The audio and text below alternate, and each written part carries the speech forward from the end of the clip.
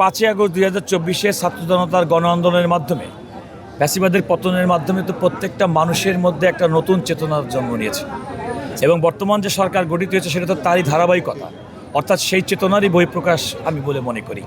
এবং ইতিমধ্যেই জুলাই আন্দোলনে যাদের অংশগ্রহণ করেছিলেন তাদেরকে সুরক্ষা যে আইনটি ছিল সেটি কিন্তু ইতিমধ্যে গৃহীত হয়েছে। তার মানে জুলাইয়ের যে চেতনা, অর্থাৎ ফ্যাসিবাদ মুক্ত বাংলাদেশে যে প্রত্যাশা মানুষ করে সেটা বাস্তবায়নের জন্য সরকারের অঙ্গীকার সুস্পষ্টভাবে বোঝা যায়।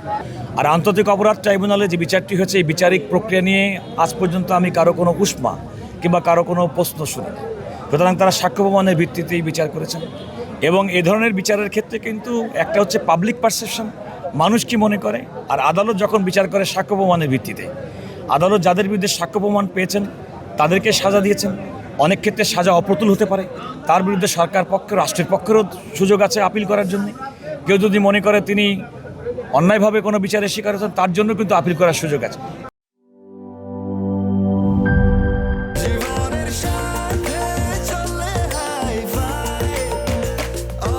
স্বাস্থ্যকর অল টাইম, সব সময় অল টাইম হেলদি লাইফ।